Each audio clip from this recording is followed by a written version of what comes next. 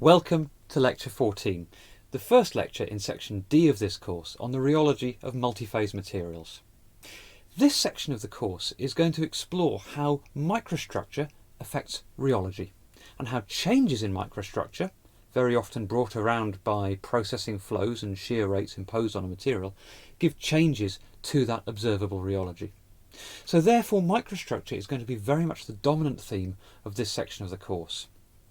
We're going to start by considering why microstructure is important and how changes in microstructure can give rise to changes in rheology. We're going to illustrate this through introducing something called the cross model, which is a kinetic model that can describe the interaction between materials and how those interactions change as materials are sheared or rested. We'll see that two timescales drop very naturally out of this model, and we can use knowledge of these timescales to determine whether or not a material is going to be unaffected by flow or severely affected by flow. So, on the board in front of you is a cartoon of a microstructured material. The blue blobs here are meant to be a structure of a material. They could be colloidal particles, and the red lines between them, the attractive forces between these colloidal particles. These blue blobs could be coiled polymer strands. Perhaps these coiled polymer strands have a charged backbone. And the red lines here, therefore, would be the interaction and the attraction between various different polymer coils to one another. Fundamentally, the statement that that cartoon is saying is that you have a structure. The structure consists of a number of discrete units suspended within a fluid, and there is attractive force between each of those discrete units. Let's assume to start with that there are n0 interactions when this material is at rest, and let's assume this material has been at rest an infinitely long period of time. What we're now going to do is apply a shear rate to this material and disrupt it, and we can see that maybe as we apply a shear rate, the little attractive particles move further away from one another, because the shear deforms the structure of the material. As the particles move further away from one another, some of the attractive forces may be lost simply because the distance from one particle to another becomes too great for that attraction to occur anymore. So upon application of shear, the number of interactions between particles drops from n0 to n1. Now, let's assume that once we have allowed this material to be sheared, we rest it. We rest the material, and then due to phenomena such as Brownian motion, the particles jiggle around a little bit and then maybe come close enough to another particle again to re-establish an attractive force. And so the lines in yellow in this third cartoon are those attractive forces that have been re-established over the course of time due to Brownian motion of the particles bringing them closer to another particle. And so the number of attractions rise, therefore, from n1 to n2. Now, let's have a look at that sheared material again when our number of attractive forces drop from n0 to n1. Let's say that we can assume we can write down a rate of change of these number of interactions as a function of time. And let's say that this rate of change is dependent on the applied shear rate. The higher the shear rate, the quicker this attractive network is disrupted. Let's say that the rate of change of attractive forces also depend on the number of attractive forces present. If there are more attractive forces present, the rate of change is far faster than if there were fewer attractive forces present, which seems fairly logically reasonable.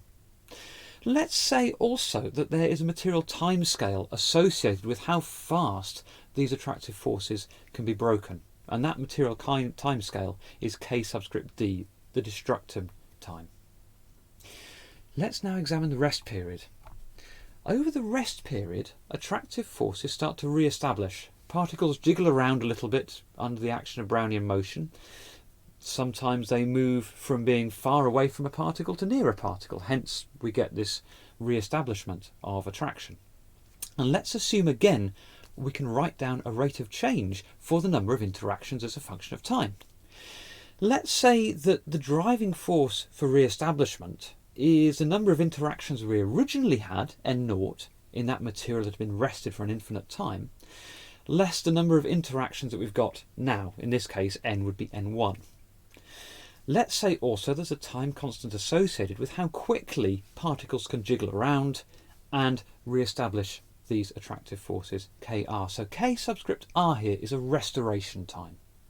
So we have two differential equations.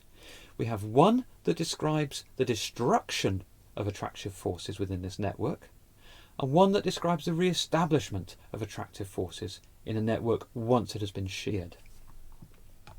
So on the board in front of you, I have put these two differential equations down, the one describing breakage and the one describing reformation.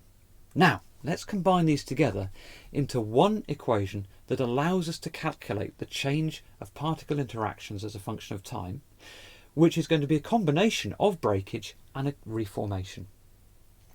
So, let's now say that for steady flow, we have a constant material response. Let's say we've had a flow scenario happening for a long period of time at an applied shear rate that hasn't changed, and any changes in our material structure have already happened.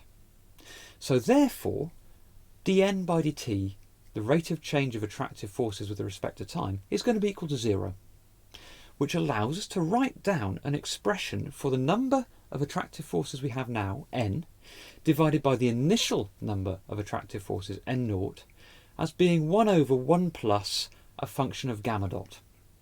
So, let's examine the behaviour of this expression and see what it's predicting us. We can see that as gamma dot tends to infinity, the denominator becomes large, which means n tends to 0. Likewise, if gamma dot tends to 0, the second term in the denominator, kd over kr gamma dot to the m, basically goes to 0, which means that we end up with n tending to n0.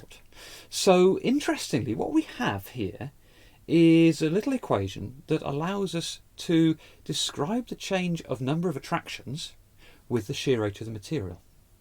So let's make a leap of faith here and say that the apparent viscosity of a material is related to the number of attractions that we have in a system. Let's formalise that by saying that the apparent viscosity at a given shear rate minus the apparent viscosity at infinite shear rate, assuming that there's a high shear rate Newtonian plateau, is the number of attractions remaining, n, divided by the total number of interactions that were possible. So the difference between the 0 shear rate apparent viscosity and the infinite shear rate apparent viscosity, eta 0 minus eta infinity. So the difference between those two, we're saying, well, effectively that's linked to n0, the total possible number of interactions that we can have in this system once the material's been rested for an infinite period of time. So let's rearrange this now. Let's pose this equation in terms of eta, and we can say that eta is going to be eta infinity, our high shear rate Newtonian plateau viscosity, plus a group of terms that involves the total number of interactions possible, eta 0 minus eta infinity, divided by 1 plus the kinetic terms. So we've got the kinetics of destruction and re-establishment and the kinetics of the process all grouped together in that product. Let's now plot this equation out and see what it's predicting. So on the board in front of you, I have a graph of apparent viscosity in arbitrary units as a function of shear rate. I'm setting my parameter m at different values, and I'm keeping constant kd and kr. So m here is 0.5, m equals 1, and m equals 2. And we can see a number of features in this plot. Firstly, our plot has a high shear rate Newtonian plateau and a low shear rate Newtonian plateau, and looks rather reminiscent of the Kuroyasuda expression that we developed for a generalised Newtonian fluid. We can see that we can change the transition away from the low shear rate Newtonian plateau and the transition to the high shear rate Newtonian plateau, and this change is effectively symmetric. Again, we can relate this back to the Kuroyasuda model, even though in that model we could make the approaches away from the low shear rate Newtonian plateau and the approach to the high shear rate Newtonian plateau asymmetric if we desired. So we have a model here that's starting to look like real material behaviour. Now, let's consider timescales, and let's consider when we need to worry about change of microstructure leading to a change in measurable apparent viscosity. So, I've put the viscosity relationship up on the board that we have just derived. The terms in blue are the material timescales. So Kd was the rate constant, if you like, associated with the destruction of attraction. Kr was a rate constant associated with the re-establishment of attraction. Now, if this was chemical kinetics, and we are chemical engineers, we'd write this in terms of an equilibrium constant, Kd over Kr. So we're going to do the same here. So the equation now on the board is simply lumping together those two material timescales as one, effectively writing it in the form that we might expect an equilibrium parameter to look at. So we've got two timescales. Assuming m equals 1 for the moment, we have our processing timescale in reciprocal seconds. We have our material timescale in seconds. Evidently, if I were to change m, these units would change as well, so just be careful. Now, let's have a look at our plot of apparent viscosity as a function of shear rate again. Let's set m to be constant. So there on the board is one of the graphs that we saw earlier on. We've got our low shear rate Newtonian plateau and our high shear rate Newtonian plateau as our limiting behaviours for this particular material. So let's look at the relationship between the material timescale and the processing timescale in each of these limiting material behaviours. The low shear rate Newtonian plateau is effectively that region of deformation where material structure can reform very, very fast. So we're saying that the reformation timescale is far quicker than our destruction timescale that's brought around by processing. So our equilibrium constant, big K subscript dr, is less than 1 upon gamma dot.